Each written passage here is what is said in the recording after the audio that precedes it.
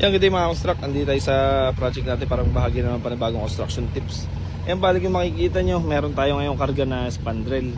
Bali, dito sa lugar namin, medyo mahirap makahanap ng gantong finish. Bali, ito kasi is spandrel na 0.4mm na wood finish, oak actually. Bali, ayun, wala dito sa lugar namin, so tsinaga nating biyahehin ang San Pablo para makakuha ng gantong type ng spandrel na na design.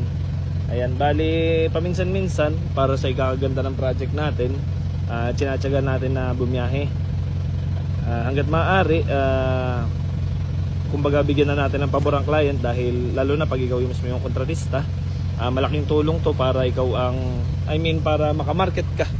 Ayan, bali kasi sa pagganda ng project mo, sa pagganda ng gawa ng mga tao mo, at saka pagganda ng finish ng mga project mo is actually investment mo na rin yun para ikaw ay may rekomenda, tsaka para na rin makamarket ka ng para sa mga kasunod mong kliyente. So yun na po muna share natin ngayon. This is Engineer Barlan sharing another construction tips. Thank you mga construct.